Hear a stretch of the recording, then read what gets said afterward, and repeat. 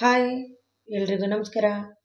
ಇವತ್ತಿನ ವಿಡಿಯೋದಲ್ಲಿ ಇನ್ಸ್ಟಂಟಾಗಿ ಮಸಾಲ ದೋಸೆನ ಯಾವ ಥರ ಮಾಡ್ಕೊಳ್ಳೋದು ಅಂತ ತೋರಿಸ್ತಾ ಇದ್ದೀನಿ. ತಿನ್ನೋಕ್ಕೂ ತುಂಬ ಕ್ರಿಸ್ಪಿ ಅಷ್ಟೇ ಟೇಸ್ಟಿ ಕೂಡ ಇದು.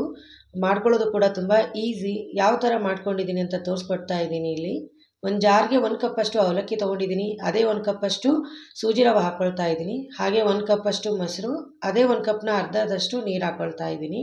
ಇಲ್ಲಿ ಒಂದು 2 ಟೊಮೆಟೊನ ತೊಗೊಳ್ತಾ ಇದ್ದೀನಿ. ಹಾಗೆ ಒಂದು ಆಲೂಗಡ್ಡೆನ ಹಾಕ್ಕೊಳ್ತಾ ಇದ್ದೀನಿ. ಈ ಆಲೂಗಡ್ಡೆ ಏನಿದೆ ಈ ದೋಸೆನ ಕ್ರಿಸ್ಪಿಯಾಗಿ ಮಾಡುತ್ತೆ ಅದಕ್ಕೆ.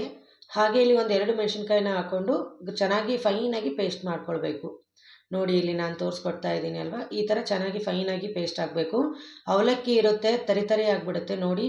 ಹಾಗಾಗಿ ಚೆನ್ನಾಗಿ ಫೈನಾಗಿ ಪೇಸ್ಟ್ ಮಾಡ್ಕೊಳ್ಳಿ. ಇದನ್ನು ನಾನೊಂದು ಬೌಲ್ಗೆ ಹಾಕ್ಕೊಳ್ತಾ ಇದ್ದೀನಿ. ನೋಡಿ ಇಲ್ಲಿ ನೀವು ದೋಸೆಗೆ ಕನ್ಸಿಸ್ಟೆನ್ಸಿ ನಿಮಗೆ ಗೊತ್ತಿರುತ್ತಲ್ವ, ಅದಕ್ಕೆ ಎಷ್ಟು ಬೇಕೋ ನೀರು ನೀವು ಅಷ್ಟು ಹಾಕ್ಕೊಂಡು ಕನ್ಸಿಸ್ಟೆನ್ಸಿನ ಸೆಟ್ ಮಾಡ್ಕೊಳ್ಳಿ. ದೋಸೆನ ಮಸಾಲ ದೋಸೆ ಯಾವ ಥರ ನೀವು ಸ್ಪ್ರೆಡ್ ಮಾಡ್ತೀರಲ್ವ ಆ ಕನ್ಸಿಸ್ಟೆನ್ಸಿನ ಮ್ಯಾಚ್ ಮಾಡ್ಕೋಬೇಕು. ಹಾಗೆ ಇಲ್ಲಿ 1 ಟೇಬಲ್ ಸ್ಪೂನಷ್ಟು ಉಪ್ಪು ಹಾಕ್ಕೊಳ್ತಾ ಇದ್ದೀನಿ. 1 ಟೇಬಲ್ ಸ್ಪೂನಷ್ಟು ಜೀರಿಗೆ. ಇನ್ಸ್ಟಂಟ್ ಆಗಿರೋದ್ರಿಂದ ನಾನು ಇಲ್ಲಿ ಅಡುಗೆ ಸೋಡಾನ ಹಾಕ್ಕೊಳ್ತಾ ಇದ್ದೀನಿ, ಅಂದರೆ ಬೇಕಿಂಗ್ ಸೋಡಾ. ಬೇಕಿಂಗ್ ಸೋಡಾ ಹಾಕ್ಕೊಳ್ಳೋದ್ರಿಂದ ಕ್ರಿಸ್ಪಿನೆಸ್ ತುಂಬ ಜಾಸ್ತಿ ಆಗುತ್ತೆ. ಈ ದೋಸೆ ಹಿಟ್ಟನ್ನ ನೀವು 1 ತಾಸು ನೆನೆಸಿಟ್ಟು ಮಾಡ್ತೀನಿ ಅನ್ನೋದಾದರೆ ಬೇಕಿಂಗ್ ಸೋಡಾ ಹಾಕೊಳ್ಳೋ ಅವಶ್ಯಕತೆ ಇಲ್ಲ. ನಾನು ಇನ್ಸ್ಟಂಟ್ ಮಾಡೋದ್ರಿಂದ ಇಲ್ಲಿ 1/4 ಟೇಬಲ್ ಸ್ಪೂನಷ್ಟು ಬೇಕಿಂಗ್ ಸೋಡಾ ಹಾಕ್ಕೊಂಡಿದ್ದೀನಿ.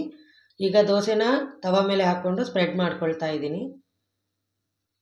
ಹಾಗೆ ಇದರ ಮೇಲೆ 1 ಸ್ಪೂನಷ್ಟು ನಾನು ಎಣ್ಣೆ ಹಾಕ್ಕೊಳ್ತಾ ಇದ್ದೀನಿ ಕ್ರಿಸ್ಪಿನೆಸ್ಗೆ. ಈ ದೋಸೆನ ಏನಿದೆ ಲೋ ಫ್ಲೇಮಲ್ಲಿ ಇಟ್ಟು ನೀವು ಬೇಯಿಸ್ಕೊಂಡ್ರೆ ಕ್ರಿಸ್ಪಿಯಾಗಿ ಬರುತ್ತೆ. ನೋಡಿ ಇಲ್ಲಿ ದೋಸೆ ರೆಡಿಯಾಗಿದೆ.